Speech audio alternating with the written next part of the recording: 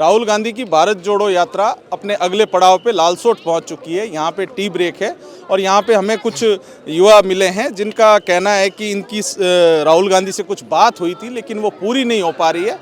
क्या समस्या है इन उर्दू से जुड़े बेरोजगार युवाओं का, हम जानते हैं। क्या हुआ, राहुल गांधी से आपकी मुलाकात हुई थी, हमने तो सुना था। राहुल गांधी जी से मेरी मुलाकात सवाई माधोपुर के मेन क्रॉस से चलते हुए कम से कम 10 मिनट उनसे डिस्कस हुई थी माइनॉरिटी के समस्याओं को लेकर। उनमें से एक समस्या, सबसे बड़ी जो समस्या है, उर्दू पदों को लेकर थी। उसके बाद मेरी समस्या सुनने के बाद राहुल गांधी जी ने डोटासरा जी को निर्देशित किया था कि बजट घोषणा की पालना होना चाहिए, जो 1000 पदों की इन्होंने घोषणा कर रखी है 2021 में। उसके बाद हमारी मांग थी 2500 सीटों की, जिसको भी आला कमान की भी राहुल गांधी जी ने क्या कहा? राहुल गांधी जी ने कहा था, निर्देशित किया था अशोक गहलोत जी और मेरे सामने डोटासरा जी को बुला के किया था कि वाजिब मांग है, आपने जब घोषणा बजट में की है तो इन माइनॉरिटी के लोगों को आप एक तरफ साइड क्यों कर रहे हो, इनकी मांग क्यों नहीं मान रहे हो? इनकी मांग को सुनना चाहिए और इनके मैं निर्देश देता हूं आपको कि आप इनकी विज्ञप्ति में जितने पद ये लोग मांग करें उन पदों को भरा जाए।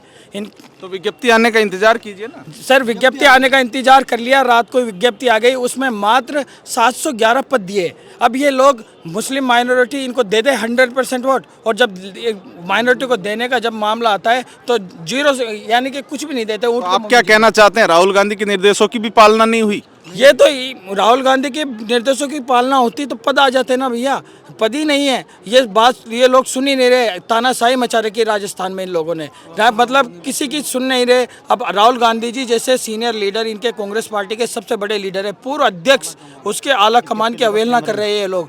तो ये लोग, अब आप सुनाओ, आप समझ सकते हैं कि ये लोगों की जो समस्या है उनको कैसे हल करते होंगे।